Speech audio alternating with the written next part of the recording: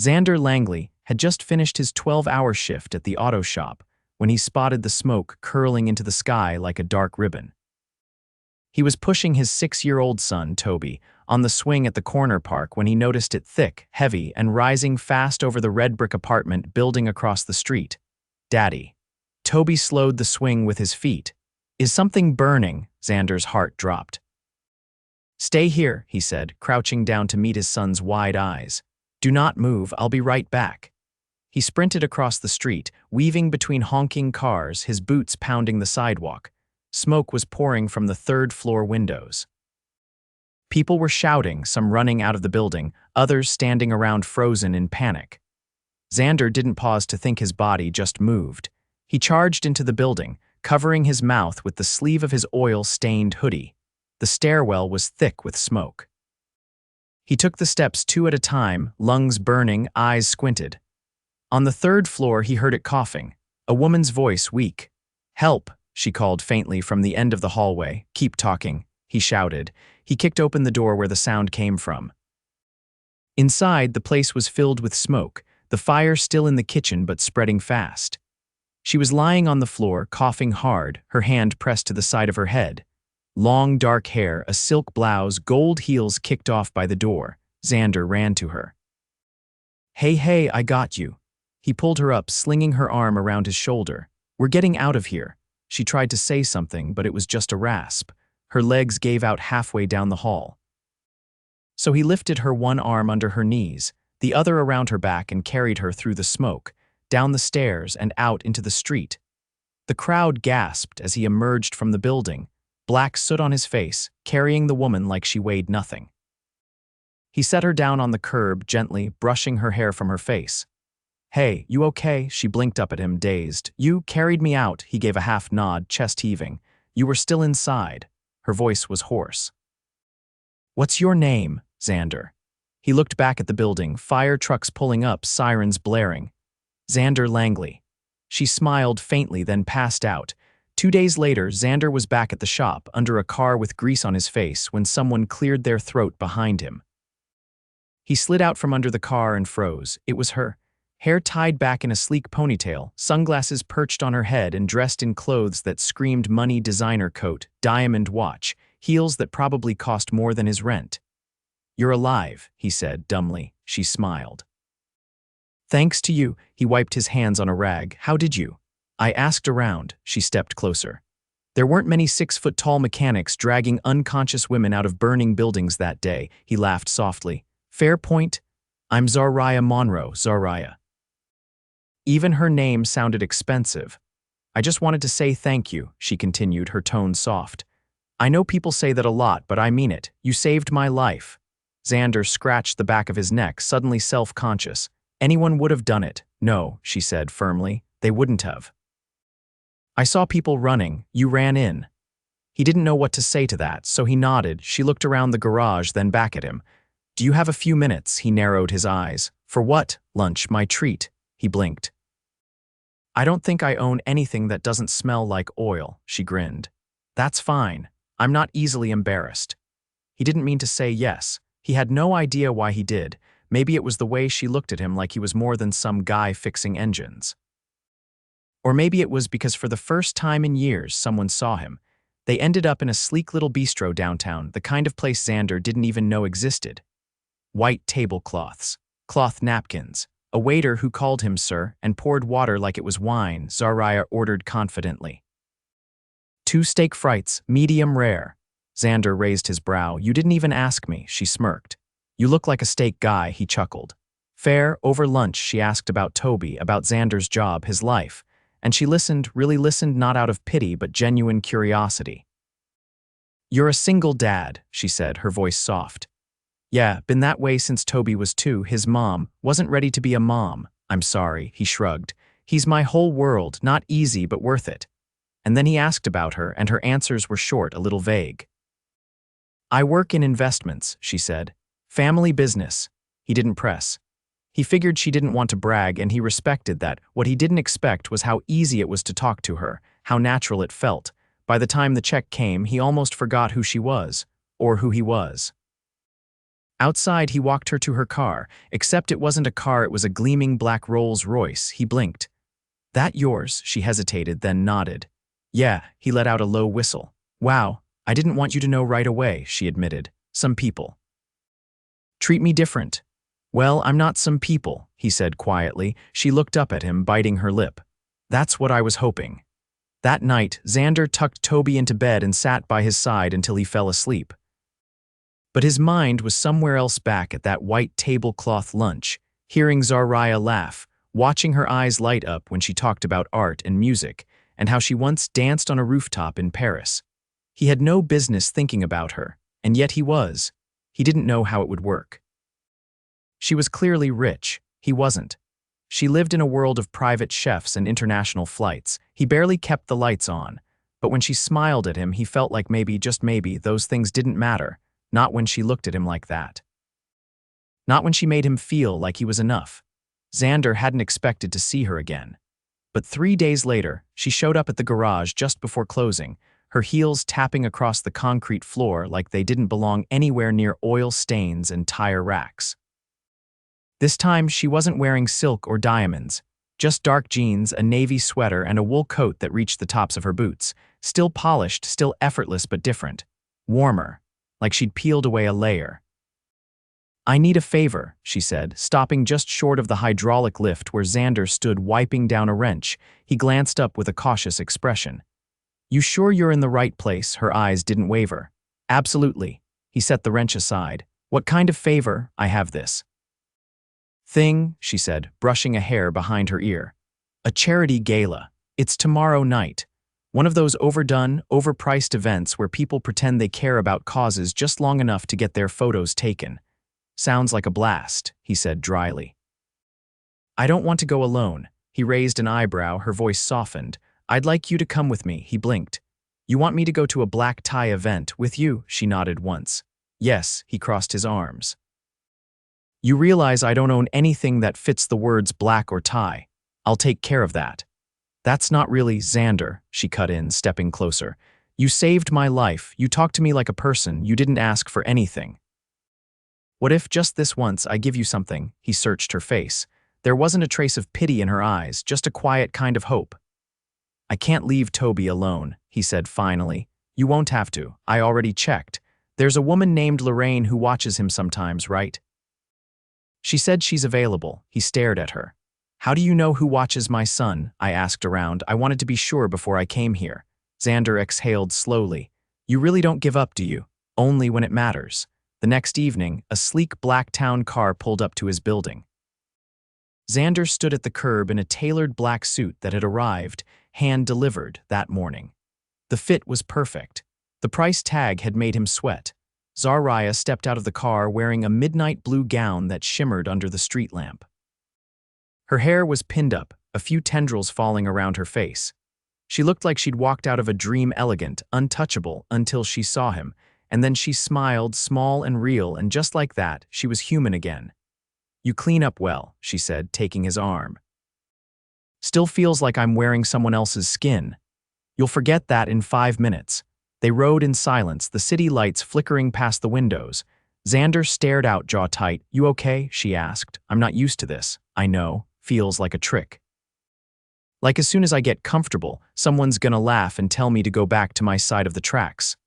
"No one's laughing, Xander." He looked at her. "You say that like you've never been looked down on." Her gaze flicked away. "Money doesn't protect you from that. It just changes the reasons." The gala was held inside a converted train station, all marble columns and gold chandeliers. Cameras flashed as they stepped onto the red carpet. Someone called Zariah's name. She paused only long enough to squeeze Xander's hand. Inside, the space bloomed with roses and string quartets. Waiters floated past with trays of champagne. The room buzzed with polite laughter and curated conversation. Xander stood stiffly beside her as people came and went, air kissing her cheeks, murmuring greetings. "Zariah, darling," said an older woman with platinum hair and a diamond choker. "And who is this?" Zariah didn't hesitate. "This is Xander Langley." The woman blinked. "Langley, are you related to the Connecticut Langleys?" "No, ma'am," he said calmly. "I'm the kind that uses a wrench, not a family crest." There was a pause. Then Zariah laughed a real, delighted sound and the woman blinked again, then moved on. "You okay?" she asked when they were alone again.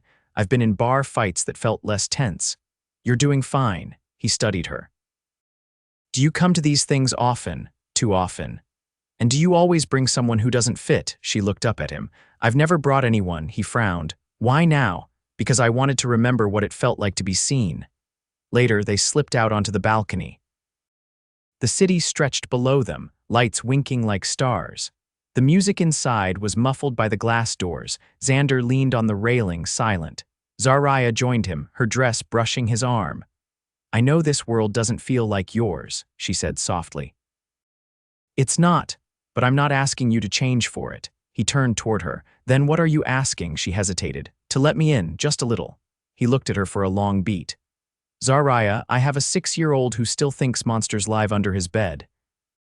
I have bills stacked so high on my kitchen counter I use them to prop up my toaster. I'm not some project you can fix." She stepped closer. "Do I look like I'm trying to fix you? I don't belong in your world." "That's fine, because I'm tired of pretending I belong in it too." Their eyes locked. The wind tugged at her hair. For a moment, the city disappeared and all that existed was the space between them. "I don't know what this is," he said quietly. "Neither do I. But it feels like something." She nodded. "It does."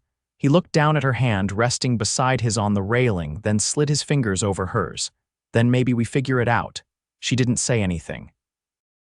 She just leaned her head against his shoulder, and for the first time in a long time, he didn't feel like he was standing on the outside of something. He felt like he might finally be stepping in. Xander hadn't expected the aftermath of a gala to be more disorienting than the event itself. But the next morning, he woke up with a strange weight in his chest, like something had shifted, and the ground under his feet hadn't quite settled yet. He made Toby pancakes shaped like dinosaurs, and tried not to think about the way Zariah had leaned into him on the balcony, or how her fingers had curled around his like she'd done it 1,000 times before. But when he dropped Toby off at Lorraine's and returned to the garage, there was a matte black envelope sitting on the front desk, thick and formal. Inside was a card: "Dinner. Tonight, don't say no. Z. No time. No location." Just a gold-embossed business card tucked inside with the name of a restaurant he couldn't pronounce. He stared at it for a full minute before muttering, "This woman's dangerous." That evening, he stood outside the restaurant in a crisp charcoal shirt he hadn't worn since a cousin's wedding years ago. The maitre d' took one look at the card and immediately led him through the glimmering dining hall and out to a private terrace overlooking the river. There, under hanging lanterns and a white canopy, Zariah waited. She rose when she saw him, her expression unreadable. "You came. You didn't really give me a choice. You could have ignored it." "I thought about it," he said, pulling out a chair. "Then I remembered you still haven't told me why you're doing all this." She poured him a glass of wine without asking. "Maybe I just like seeing you uncomfortable." He gave a short laugh. "That's believable," they ordered. Waitstaff moved like shadows, silent and precise. The menu had no prices. The wine tasted like something aged longer than he'd been alive. Zariah set her glass down. "I've been thinking about what you said, about not knowing what this is." He kept his eyes on his plate. "Did you figure it out?" "No, but I think that's the point. I've spent most of my life knowing exactly what things were supposed to be, what I was supposed to be." He finally looked at her. "And I'm tired of supposed to. That makes 2 of us." She leaned forward, her voice quieter now. "You asked me once if I always bring someone who doesn't fit. The truth is, I've always been the one who doesn't fit. I just got good at pretending." Xander's jaw flexed. "You don't have to pretend with me, I know. That's why you terrify me," he blinked. "I terrify you because you see through the varnish, and worse, you make me want to stop hiding behind it." He didn't answer right away. He reached for the wine again, then thought better of it. "Zariah, if you're looking for someone to rebel with, I'm not your guy. I've got a kid, a life that doesn't come with soft landings. I can't afford to be someone's detour." Her lips parted, but she didn't speak immediately. Then, carefully, "Do you think that's what this is?" "A detour? I don't know," he admitted. "But I've had enough people walk away to know what it feels like when someone's halfway out the door before they ever step in." Her eyes didn't waver. "I'm not walking." He studied her for a long moment. Then say what this is. It's real, she said simply. That word sat between them like a dare. After dinner, they walked along the riverwalk. The sky hung low with stars and the scent of water drifted in on the breeze. Xander kept his hands in his pockets, every muscle in his body trying not to feel what he was feeling. Zariah spoke first. You don't trust this. He didn't answer. She stopped walking. What are you afraid of? He turned to her. That I'll fall for you and it won't be enough, her breath caught. That you'll wake up one day and remember who you are and who I'm not, and all this will just be a story you tell at parties. Zariah stepped closer, her heels silent against the stone path. You think I don't see the risk?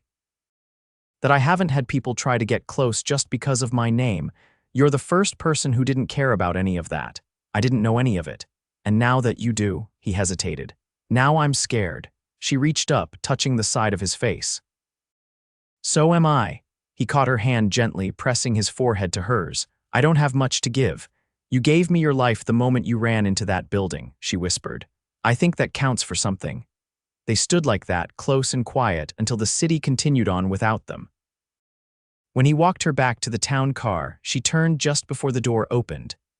I'm not going anywhere, Xander. He nodded once, still unsure how to believe her back home. After tucking Toby in, he stared out the window for a long time. The lights across the river flickered. Below, traffic moved like veins through the city's concrete heart. He didn't know what tomorrow would bring.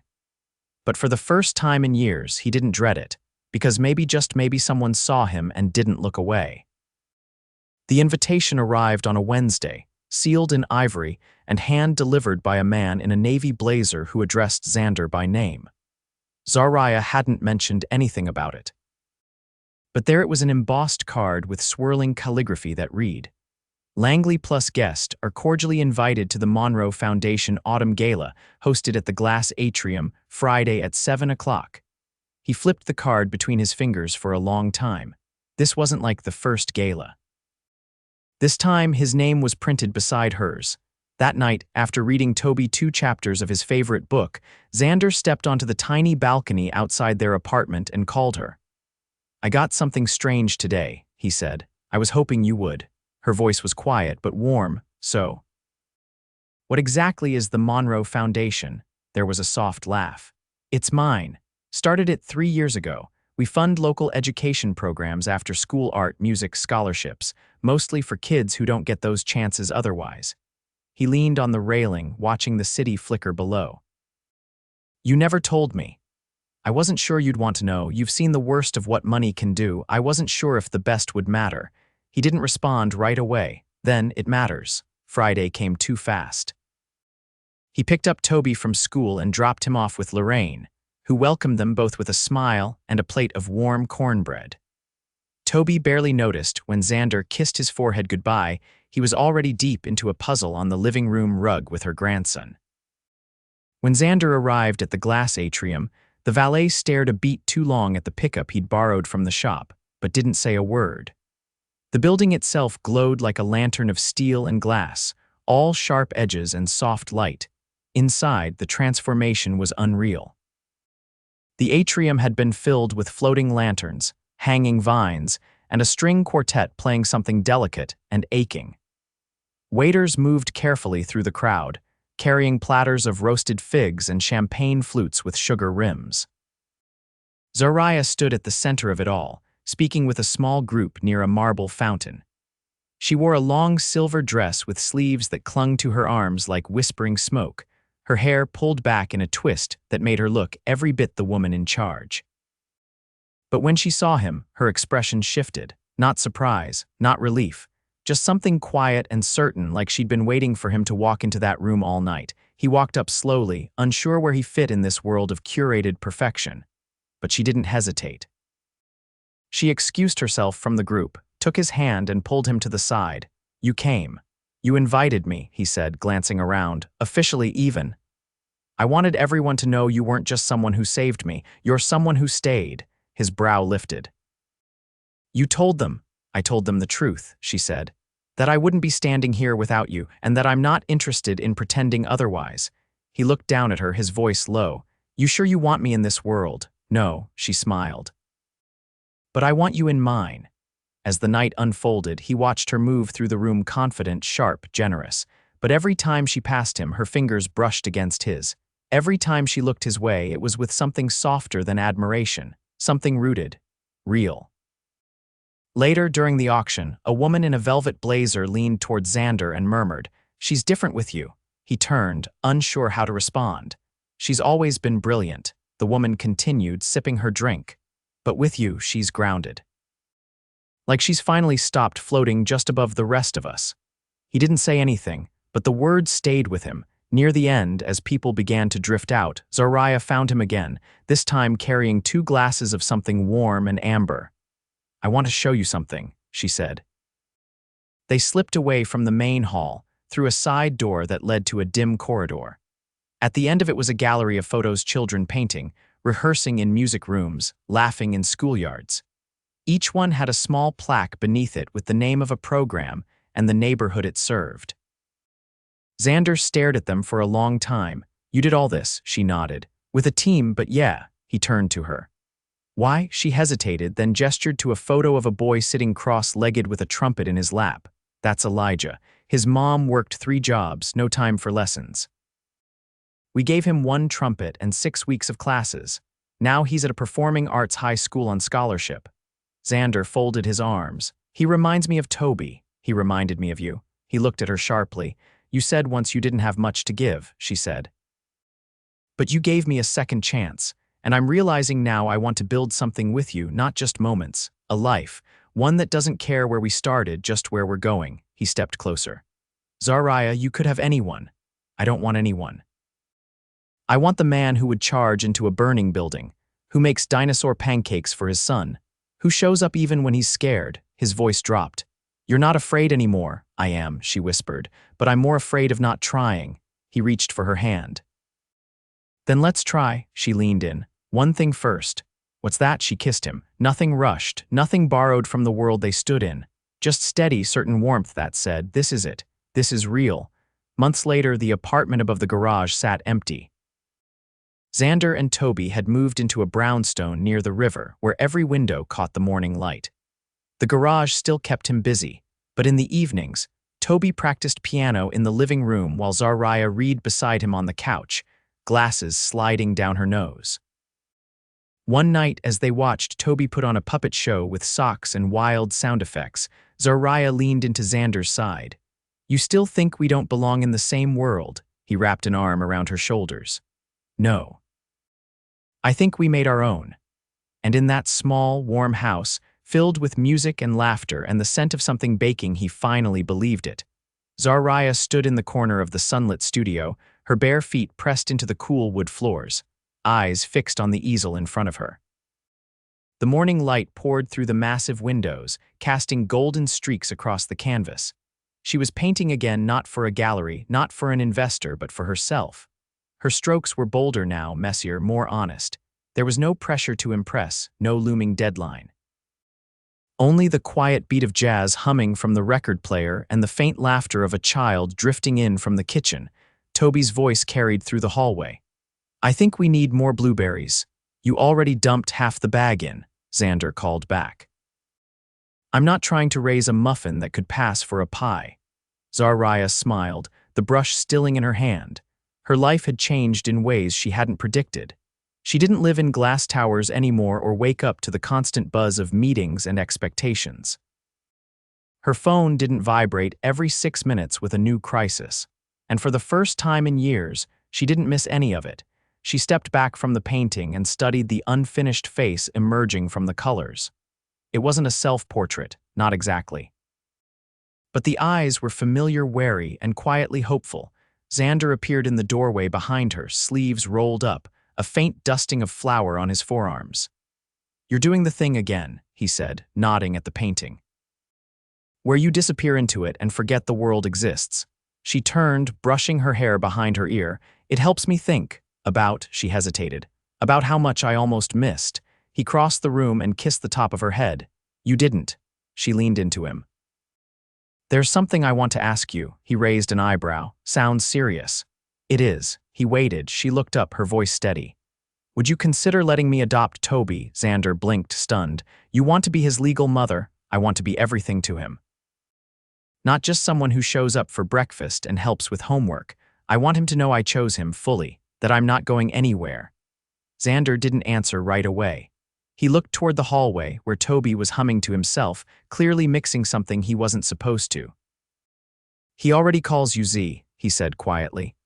But if it means something more to you, then yeah, I'd be honored, she exhaled, the tension leaving her shoulders. There's more. Oh, I've been working on something. Not alone, I hired a few people to help. But the idea came from you, he tilted his head. Me. There's an old community center on the east side. It shut down 4 years ago, leaky roof, no budget, forgotten by the city. I bought the property last month. Xander blinked. You what? I'm reopening it. Renovated, fully staffed. It'll have a mechanic training program, after school tutoring, music, art, all free. I even found an old garage out back. Figured you might want to teach a few kids how to rebuild an engine. He stared at her, jaw slack. You said once you didn't want to be someone's detour, she said softly. You never were. You were the map. He pulled her into his arms, holding her like he never wanted to let go. You didn't have to do all that. I wanted to. I want this life, with you, with Toby, with all of it. There was a knock at the studio's side door. Toby peeked in, holding a muffin that looked like it had survived a minor explosion. Dad says I'm not allowed to feed this to anyone without a warning label. Zariah knelt down and took it gently. Then I'll be the brave one. He grinned, then darted back toward the kitchen. Xander laughed. We're going to need a second fridge just for his experiments, or a fire extinguisher. You're serious about this? He asked after a beat. All of it, she nodded. I've been serious since the moment you carried me out of that building. I just didn't know it yet. Later that evening, the three of them sat on the couch, wrapped in a blanket Toby had spilled juice on years ago. The movie flickered across the screen, but no one was really watching. Toby had fallen asleep with his head on Zariah's lap, and she was absently running her fingers through his hair. Xander watched her quietly. You know, I used to think love was something loud, something that hit all at once, but this crept in. She looked up. And now I can't imagine waking up without it. She leaned forward and kissed him, slow and deep and sure. The next month, the adoption papers were finalized. They celebrated with a small dinner in the backyard, just the three of them and a string of paper lanterns. Toby wore a bow tie the entire time, insisting he was now officially fancy. The day the community center reopened, the entire block showed up. Kids poured into the halls, parents lingered at the fresh painted doors, and Xander stood beside Zariah as the mayor cut the ribbon. Cameras flashed. News anchors asked questions. But Zariah only cared about one thing, the look on Xander's face when a boy barely older than Toby asked if he could learn how to fix a bike chain. That night, they stood on the rooftop of their home, the city beneath them glowing gold and blue. I used to think I had to choose, Zariah said, between who I was and who I wanted to be. And now, I know better. I just had to find someone who saw past the surface, someone who gave me a reason to stop running. He took her hand. You're not running anymore. No, she whispered. I'm home. They danced under the stars, no music, no audience, just the rhythm of two hearts that had found their way through fire and fear and into something solid, something permanent. And from that night on, they never stopped choosing each other. Every morning, every meal, every storm, and every blue sky, they chose love together. Always.